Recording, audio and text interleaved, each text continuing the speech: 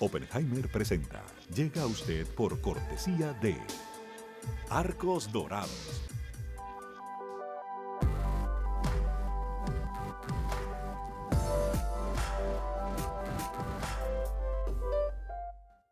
En Buenos Aires, Argentina, hay una universidad que cumple con la formación de los profesionales del futuro.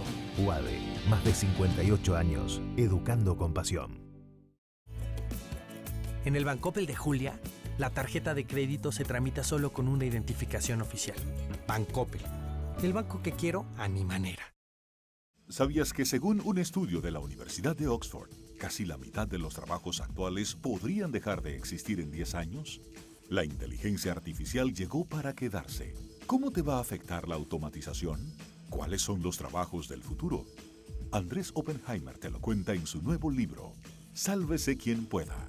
Y no te quedes atrás. Encuéntralo en librerías.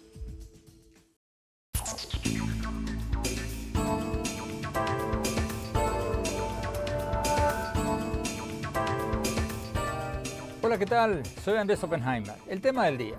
Estados Unidos dice que Rusia ha concentrado más de 100.000 tropas en la frontera con Ucrania y que el presidente ruso Vladimir Putin estaría a punto de ordenar una invasión a Ucrania.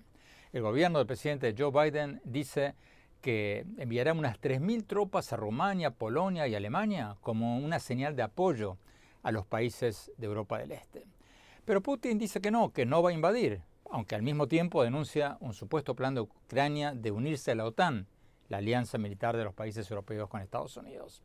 Según Rusia, ese paso, o sea, si Ucrania se une a la NATO, a la OTAN, sería una amenaza directa a la seguridad territorial de Rusia.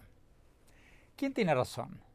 ¿Y qué probabilidades hay de que esto termine en una confrontación armada que produzca un baño de sangre y, desestabilice la economía mundial? Hoy lo vamos a analizar con el exfuncionario del Consejo Nacional de Inteligencia de Estados Unidos, Eugene Rumor, un especialista en Rusia y Europa del Este. Y para escuchar la otra cara de la moneda, vamos a tener con nosotros a Miguel Vaz, exdirector de la agencia estatal rusa de noticias Sputnik en español y varios otros medios, que se crió y vivió buena parte de su vida en Rusia. Y más tarde en el programa vamos a cambiar de tema. Vamos a hablar de una nueva encuesta de Gallup International, según la cual, escuchen esto, un país latinoamericano es el más feliz del mundo. ¿Escucharon bien? Un país latinoamericano le ganó a todos los demás, o a todos los demás que participaron en esta encuesta de la felicidad. Vamos a ver cuál es y cuán felices son los demás, los mexicanos, los argentinos y varios otros países en esta nueva encuesta de la felicidad.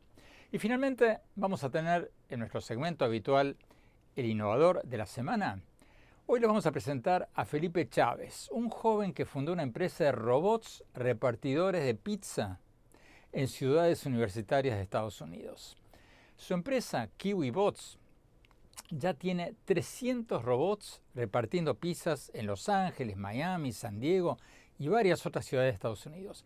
Y para fines de este año planea tener 1.000 robots en las calles de estas y otras ciudades de Estados Unidos. Y escuchen esto.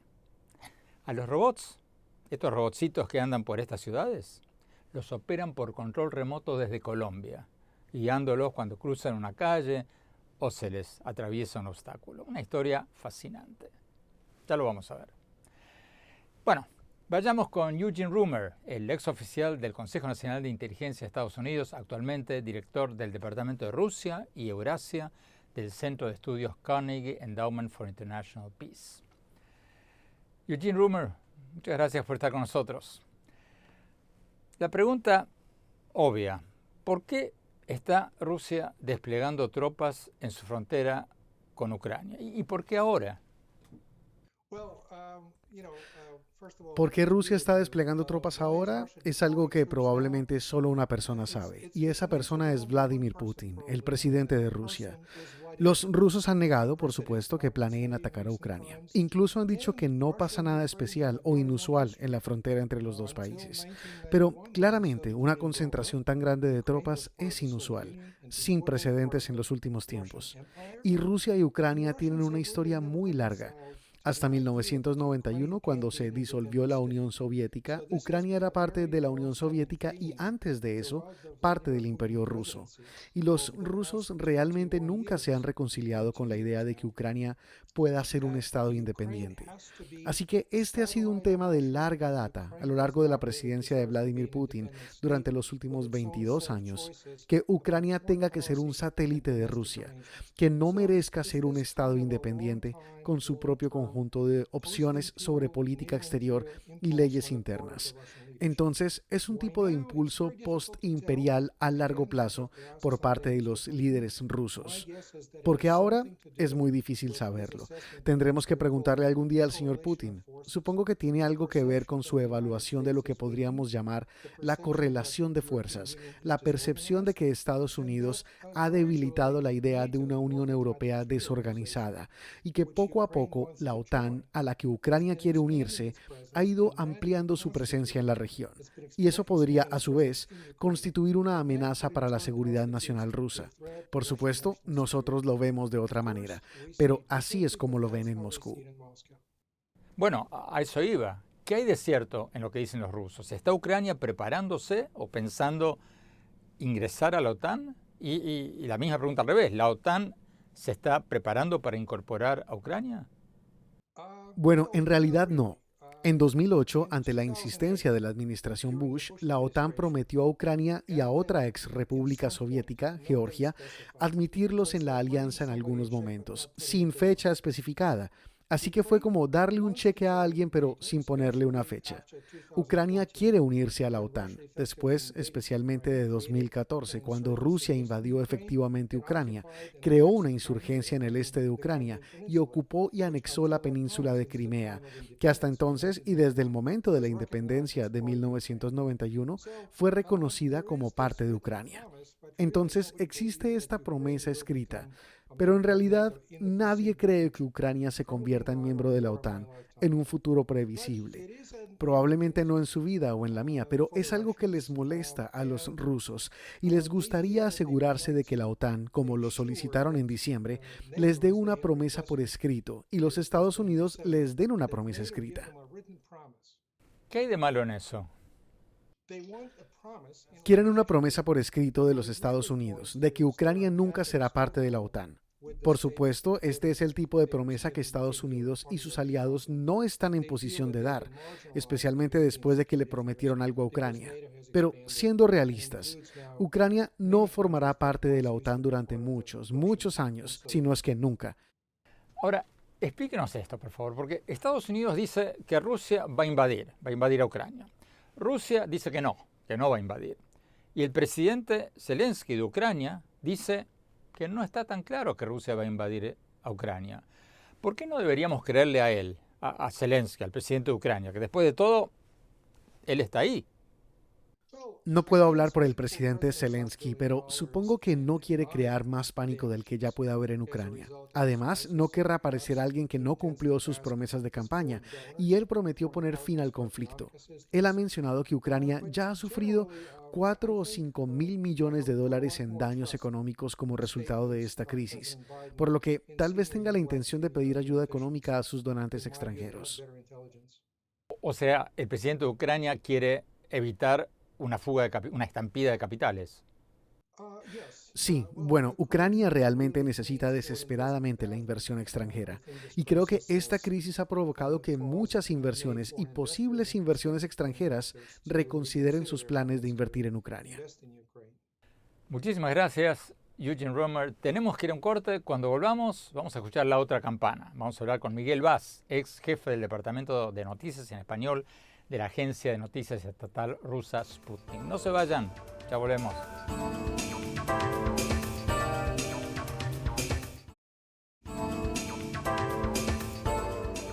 Gracias por seguir con nosotros. Estamos hablando sobre la posibilidad de una invasión de Rusia a Ucrania, como la invasión rusa a Crimea del 2014. Estados Unidos dice que Rusia ya desplegó más de 100.000 tropas en su frontera con Ucrania y está por atacar. Rusia dice que no, y que está actuando en defensa propia ante lo que ve como un plan de Ucrania de incorporarse a la OTAN. para escuchar el otro lado de la campana, tenemos con nosotros a Miguel Vaz, exdirector de la agencia de noticias estatal rusa Sputnik en español y varios otros medios, que se crió y vivió buena parte de su vida en Rusia. Miguel Vaz, muchísimas gracias por estar con nosotros. Miguel, como decíamos recién, Estados Unidos dice que Rusia va a invadir Ucrania, que lo va a hacer en cualquier momento. ¿Cierto o falso? Yo opino que falso. Rusia más de una vez ha declarado que no tiene esas intenciones. Eso es lo primero. Segundo, que no veo ninguna conveniencia en invadir Ucrania en estos momentos. Aparte de que no tiene sentido, vamos, no tiene sentido político, no tiene sentido histórico, es que tampoco lo tiene sentido económico. Y en general es que los problemas que tiene hoy Ucrania son problemas internos y una intervención es que solo los complicaría. O sea, ya estoy entrando en suposiciones que se produjera. O sea, no sería de ningún momento, de ninguna forma daría algún resultado positivo. Entonces, ¿por qué razón Rusia ha desplegado más de 100.000 tropas en su frontera con Ucrania? Bueno, también hay un despliegue considerable de tropas de la OTAN en la frontera de Ucrania. No sé por qué nadie se hace esa pregunta. Rusia ha desplegado las tropas en su territorio. Pero que yo sepa, Rusia no está diciendo eso. Que yo sepa, Rusia está diciendo que Ucrania querría teóricamente unirse a la OTAN. Y yo no he escuchado a nadie, a Rusia ni a nadie, decir que la OTAN haya desplegado tropas en la frontera con Rusia. ¿O me equivoco? No, yo no lo he dicho en la frontera rusa. Yo he dicho que hay un despliegue de tropas de la OTAN a lo largo de las fronteras, tanto de las fronteras de Ucrania como, por ejemplo, también en la zona de la frontera de Bielorrusia con Polonia. Pero, Miguel, suponiendo que Ucrania quisiera unirse a la OTAN en un futuro, ¿no es su derecho a hacerlo? Porque es un país soberano. ¿No puede decidir Ucrania si quieren ser amigos de Europa o ser amigos de Rusia? Me parece muy bien, me parece muy bien. Recordemos ahora la crisis de los misiles entonces, bueno, que fue una crisis en la que estaban involucrados Cuba, la Unión Soviética y Estados Unidos. Era el derecho soberano de Cuba de instalar allí armas de un Estado que consideraba su aliado y amigo. Y era derecho soberano de la Unión Soviética de acceder. Sin embargo, la Unión Soviética entendió que eso es una amenaza para los intereses nacionales, para la seguridad nacional de Estados Unidos. Ese fue el punto de partida de la negociación que resolvió entonces la crisis del Caribe.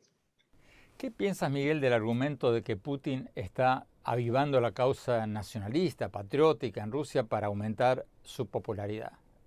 Yo creo, francamente, que Putin ahora mismo no necesita avivar es que no necesita avivar nada para aumentar su popularidad.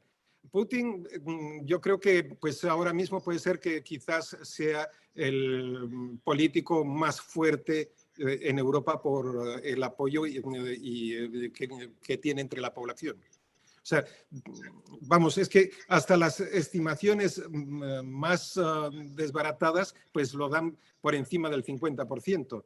Pero ¿se puede creer eso en un país sin libertad de prensa, sin partidos opositores? ¿En serio? Donde los opositores son muchas veces envenenados o encarcelados. ¿Se puede creer eso? Bueno, vamos a ver. Es que, primero, yo no considero que en Rusia no hay libertad de prensa.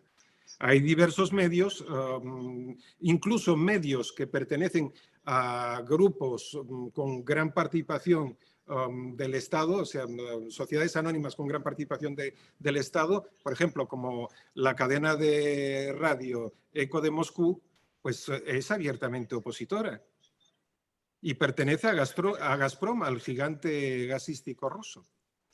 Miguel Vaz, muchísimas gracias por estar con nosotros. Tenemos que ir a un corte.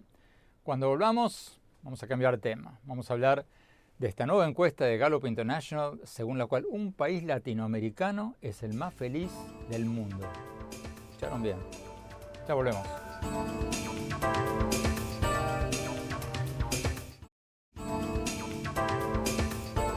Gracias por seguir con nosotros. Una nueva encuesta de la felicidad realizada por Gallup International reveló que Colombia es el país más feliz de los 44 países de todo el mundo en que se realizó la muestra. Escucharon bien, Colombia, a pesar de todos sus problemas. La encuesta, que fue hecha a más de 41.000 personas en todos estos países, tiene un margen de error de entre un 3 y un 5%. Y reveló que el 83% de los colombianos dicen que son felices o muy felices. 83%. Solo un 4% de los colombianos dijeron ser poco o muy poco felices. Y adivinen quiénes son los latinoamericanos menos felices. Se los vamos a contar ahora. Tenemos con nosotros a Marita Carvalho, socióloga y encuestadora que participó en la encuesta, y le vamos a pedir que nos dé detalles. Marita Carvalho, muchísimas gracias. Gracias por estar con nosotros. Marita, nos llamó mucho la atención en esta nueva encuesta de ustedes que Colombia salga como el país más feliz, porque bueno, Colombia todavía sufre las consecuencias de un conflicto armado, tiene grupos armados que todavía están secuestrando y matando, tiene desplazados y bueno, no tiene una economía como la de Finlandia o Suiza. ¿Cómo se explica que Colombia salió primera como el país más feliz del mundo, por lo menos entre los países que ustedes encuestaron? Bueno, mira, en primer lugar lo que te comento es que esta encuesta tiene una cobertura amplia y de muchas regiones, pero cubre 44 países y no incluye a los países nórdicos europeos en esta oportunidad. Entonces los países como Finlandia, Suecia, Islandia, son países, Dinamarca, que siempre aparecen en todos los índices de felicidad y de satisfacción con la vida en primer lugar, que en esta encuesta no están. Luego de esos países tienden a aparecer en alta proporción los países latinoamericanos y dentro de esos Colombia. Muchas veces hemos sido llamados para explicar un poco el caso colombiano. Y también la felicidad es algo muy subjetivo, que más allá de todas las cosas que vos estás señalando y que son ciertas, en un mundo muy complejo hoy, también ocurre que hay cuestiones culturales que tienen que ver con actitudes como frente a cómo enfrentar la vida, que a veces están por fuera de lo que está pasando tanto alrededor. Y esto es lo que nosotros vemos en Colombia y en otros países latinoamericanos, que la felicidad está muy, muy asociada y explicada por la fuerte relación familiar y de contención de amigos y personas más cercanas, lo cual hace que un montón de problemas, digamos, sean más paliativos o aparezcan como menores. Pero a ver si entendí bien. Si estuvieran incluidos los escandinavos, los daneses, los finlandeses, si estuvieran incluidos, hubieran salido los escandinavos. Porque hay otro ranking de la felicidad, quizás el más conocido, que es el Reporte Mundial de la Felicidad, que hacen varias universidades todos los años por las Naciones Unidas, y ahí salen casi todos los años primeros Dinamarca, Finlandia y otros países del norte de Europa. ¿Los dos rankings hacen preguntas diferentes o hacen las mismas preguntas? Un poco las dos cosas, digamos. En ese reporte que vos estás hablando, entran todos los países. Y es un reporte muy amplio. Yo no recuerdo exacto la cantidad de países, pero superan los 150 países. Y hacen una pregunta que es diferente, porque hay dos maneras de preguntar sobre esta situación de la felicidad, que es o directamente una pregunta sobre felicidad, que es la que se usa en la encuesta que estamos comentando de GIA, que es si usted se considera muy feliz, bastante feliz, ni feliz ni infeliz, poco feliz o nada feliz. Y otra manera de preguntar y que muestra resultados que tienen una alta correlación, pero también algunas diferencias, es la pregunta que hace el World Happiness Report, que también la hacemos en la encuesta mundial de valores. La pregunta que hacen es satisfacción con la vida, en una escala de 0 a 10. Y la satisfacción con la vida puede, digamos, está altamente relacionada con la felicidad y puede hasta muchos ser tomada como una definición de felicidad, pero tiene una respuesta más evaluativa, digamos, más evaluativa de mi vida en general. La pregunta de felicidad está más relacionada con situaciones que yo pueda haber vivido en un plazo como más corto, más inmediato de lo que me ha pasado en estos días, por ejemplo. Es un poco más emocional, si querés. Y ahí es donde aparece mucho que los países latinoamericanos realmente tenemos como una cultura en general muy propensa a la alegría, a sonreír, a tratar de tomar un poco las cosas de una manera positiva. Tenemos que ir a un corte. Cuando hablamos, vamos a preguntarle a Marita Carballo cuáles son los países menos felices de América Latina. No se vayan, ya volvemos.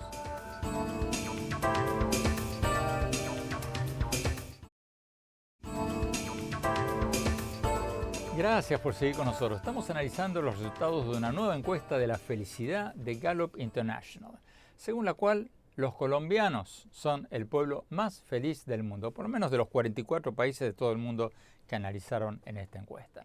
Seguimos hablando con Marita Carballo, socióloga y encuestadora, que fue una de las organizadoras de esta encuesta. Marita, me llamó la atención que uno de los países menos felices de América Latina, en la encuesta de ustedes, es Argentina, muy por debajo de Colombia, incluso debajo de México. Parecería como que los argentinos somos tan tristes como nuestros tangos. Mirá, en realidad lo venimos siendo un poco desde la pandemia. Estos años a nosotros nos han afectado muy fuertemente porque se conjugaron una serie de factores. Por un lado, tuvimos desde el lado de la pandemia un cierre muy prolongado en el año 2020, que afectó mucho la salud psicológica y el estado emocional de los argentinos. Y también porque estamos en una situación de baja perspectiva en relación al futuro y una, digamos, situación muy difícil en términos económicos, con una inflación que afecta mucho la calidad de vida de los argentinos, que es algo que los argentinos hemos vivido y sabemos cómo se sufre. Entonces estamos en una situación muy particular, muy difícil en la Argentina, que hace que efectivamente, y este es un tema que sigo mucho, tanto los índices de felicidad como también, digamos, todos los estados emocionales, de crecimiento de estrés, de ansiedad y demás, se vieron altamente afectados. Otro dato que me llamó la atención es el de México. En la encuesta, un 65% de los mexicanos dicen que son muy felices o felices. O sea, mucho más que el 56% de estadounidenses que dicen lo mismo. Y sin embargo, bueno, la gente migra de México a Estados Unidos, y no al revés. ¿Cómo se explica eso? Eso es así, pero es una parte de los mexicanos, que sigue siendo una significativa minoría, pero una minoría que hace es que emigra. Pero incluso certificando lo que vos decís, hay estudios en Estados Unidos que muestran, digamos, que los latinoamericanos, cuando se les pregunta cómo viven en relación a cómo vivían sus padres o cómo piensan en relación a su país y cómo se sienten en los Estados Unidos, la mayoría de los que han emigrado piensan que en Estados Unidos están viviendo mejor, que Estados Unidos les ofrece mejores posibilidades de trabajo, mejores posibilidades de educación para sus hijos y mejores posibilidades en general. O sea que esto es así. Pero también es cierto que hay una cosa que tiene que ver con lo cultural, que cuando vos medís felicidad, los latinos, estemos donde estemos, tenemos una actitud en general más positiva o de declaración de más felicidad. Tú decías, Marita, que los latinoamericanos nos decimos felices, le decimos a los encuestadores que somos felices, en parte por nuestras relaciones personales, porque tenemos buenas relaciones con familia, con amigos. Pero ¿no se debe también al clima? Mira, con el clima relativamente, porque si vos estábamos hablando recientemente de los países nórdicos, Y los países nórdicos tienen largas noches, tienen, digamos, un clima que no es el clima que a priori diríamos que es el mejor clima, sino que tienen un clima duro. Pero en el caso de ellos también hay algunas cosas que los benefician en ese sentido. En primer lugar, digamos, el motivo principal por el cual ellos se sienten satisfechos con la vida, incluso te dicen que más satisfechos con la vida que felices, tiene que ver porque tienen una gran seguridad en todos los planos de su vida. El Estado se va a hacer cargo de ellos cualquier cosa que les pase y eso les da una tranquilidad y los va a hacer de una manera correcta, así lo piensan. El hecho del clima también hace que las familias a las 5 de la tarde tengan que estar muchas veces en sus casas y eso hace que las relaciones familiares terminen siendo más estrechas. O funcionan bien y no continúan, o se establecen relaciones muy estrechas y profundas y de mayor diálogo, aunque son sociedades que no dialogan mucho, no hablan tanto, pero se comunican mucho, están mucho haciendo actividades juntos en el hogar. Marita Carballo, muchísimas gracias por estar con nosotros. Tenemos que ir a un corte. Cuando volvamos, vamos a nuestro segmento El Innovador de la Semana. Hoy vamos a destacar a un joven que creó una empresa de robots que reparten pizzas en Los Ángeles, Miami y varias otras ciudades de Estados Unidos y los manejan por control remoto desde América Latina. No se vayan, ya volvemos.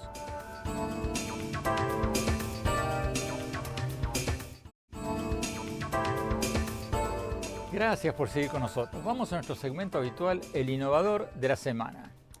Esta semana vamos a destacar a Felipe Chávez, un joven colombiano que fundó una empresa de robots repartidores de pizza. Su empresa, KiwiBot, ya recaudó $3,5 millones. Ya tiene 300 robots repartiendo pizzas en Los Ángeles, Miami, San Diego y varias otras ciudades de Estados Unidos. Y para fines de este año planea tener 1,000 robots en las calles de Estados Unidos. Y escuchen esto. Estos robots los operan por control remoto desde Colombia, guiándolos cuando cruzan una calle o se les atraviesa un obstáculo. Increíble esta historia, fascinante. Vamos a ver la entrevista. El Innovador de la Semana es presentado por falabella.com, un nuevo punto de partida. Hola Felipe, mucho gusto. A ver si entendí bien. Ustedes tienen flotas de robots que entregan pizzas en varias ciudades de Estados Unidos y los manejan por control remoto desde Colombia. ¿Es así la cosa? Bueno, nuestros robots son semiautónomos. Entonces el robot puede andar autónomamente de esquina a esquina. Puede estar centrado en el andén, puede esquivar personas y llega a la esquina del andén. Cuando el robot necesita cruzar o cuando se encuentra con situaciones difíciles, cuando algo aparece inesperado, cuando hay un grupo grande de personas o cuando una persona ya se queda al frente del robot, nosotros tenemos supervisores en Colombia que en cualquier momento pueden tomar control del robot, ponerlo en la posición correcta y que siempre en todos los cruces de calles, que es el momento más riesgoso de la operación, verifican que es seguro cruzar la calle. ¿Quién les paga a ustedes? ¿El que recibe la pizza, el estudiante que está en su apartamento y recibe la pizza o la empresa que vende las pizzas? Nosotros somos un servicio B2B. ¿Qué significa eso? Que trabajamos con empresas. Los que nos pagan son las empresas. En este momento nosotros tenemos clientes como Sodexo, que ellos lo que hacen es que administran los casinos o las cafeterías por ejemplo, en Estados Unidos 400 universidades, tienen su propia app, se conectan con nosotros y nosotros hacemos los envíos y a ellos les cobramos un fee mensual por robot. ¿Sí? Es un robot as a service, es una mensualidad que nuestros clientes nos pagan por el robot.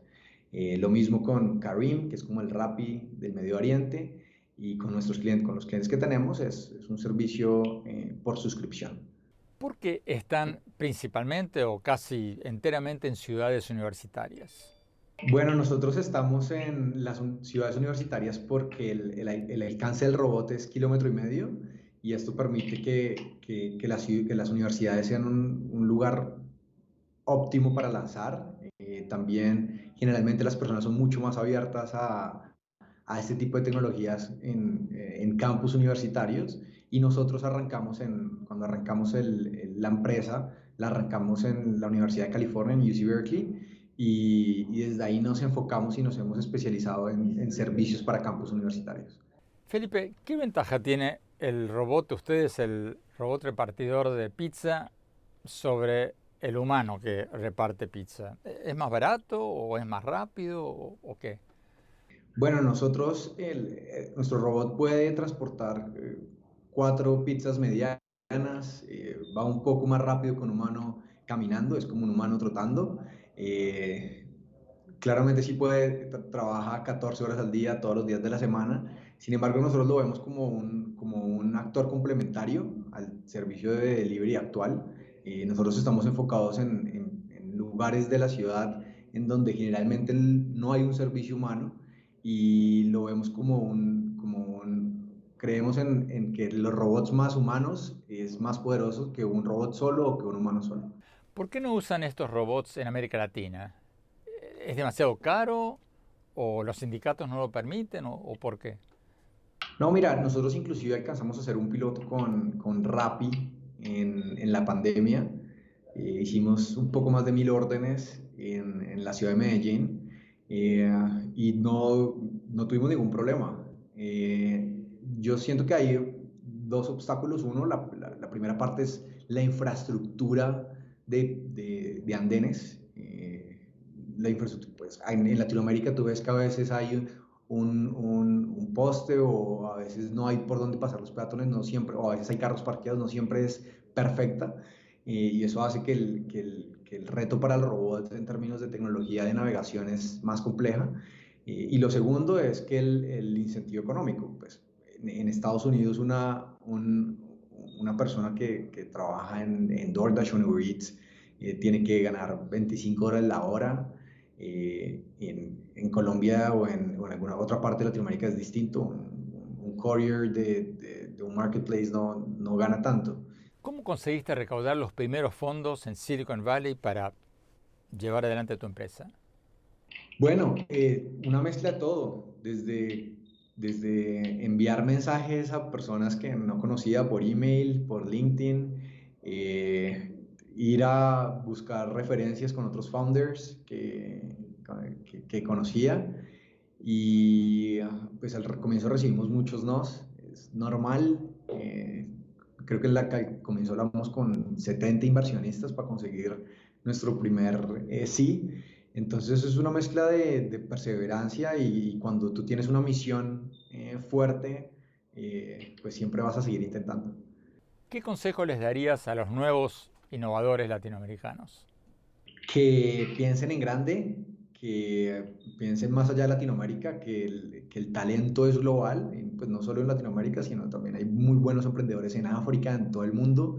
Entonces, que se pueden crear productos de primer nivel sin importar dónde estés, que hablen con sus clientes y que escojan misiones a las que se puedan comprometer a largo plazo, que al final de cuentas eso es algo que tienen en común todas las emprendedoras exitosas, es que nunca se rinden. Entonces ese es un ingrediente clave.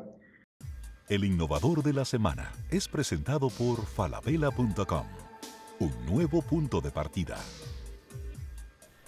Fascinante. Robots repartidores de pizza en Estados Unidos manejados desde Colombia. Tenemos que ir a un corte. Cuando hablamos, mi reflexión sobre lo que hablamos hoy. No se vayan, ya volvemos.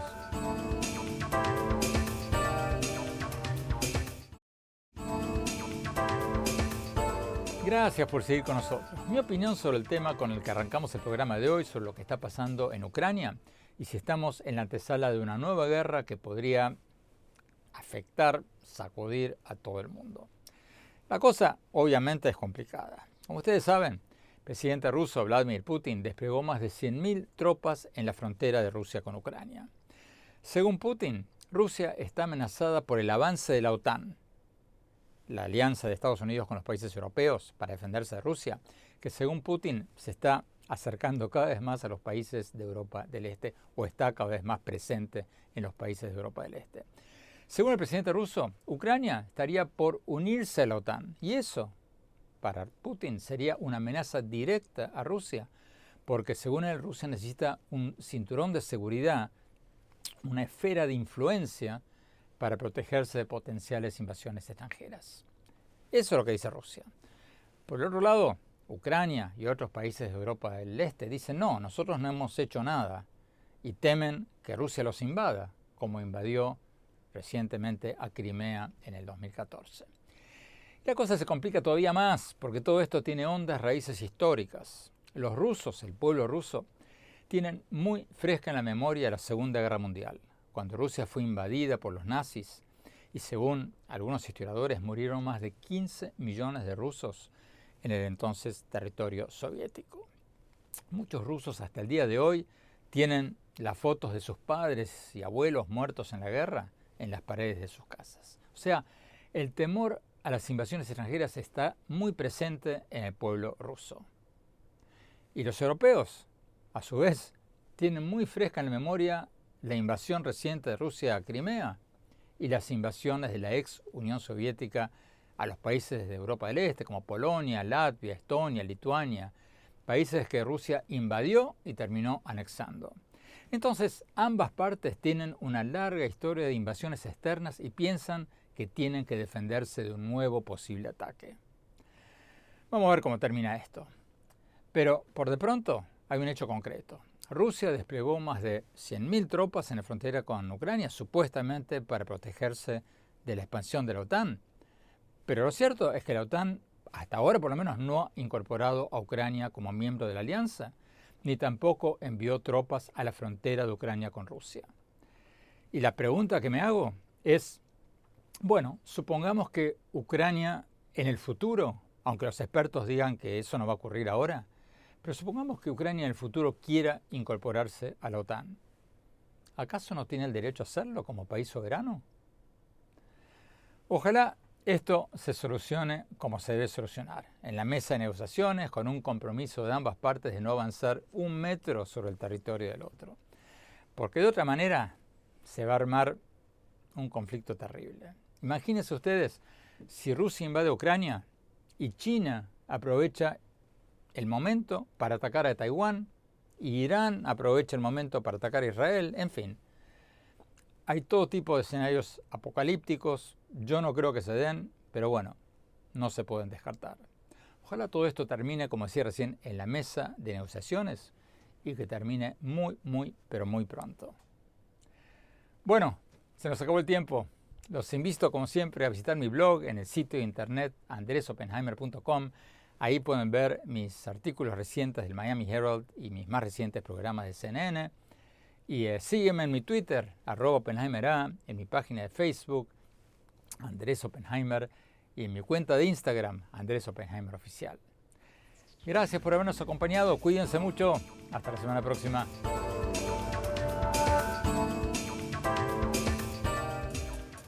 Oppenheimer presenta. Llega a usted por cortesía de Arcos Dorados.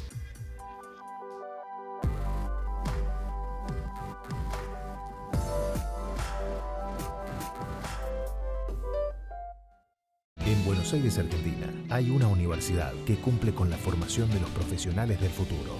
UADE, más de 58 años, educando con pasión. En el Bancoppel de Pedro, el préstamo digital se obtiene a través de un sencillo SMS. Bancoppel, el banco que quiero a mi manera. ¿Sabías que según un estudio de la Universidad de Oxford, casi la mitad de los trabajos actuales podrían dejar de existir en 10 años? La inteligencia artificial llegó para quedarse. ¿Cómo te va a afectar la automatización?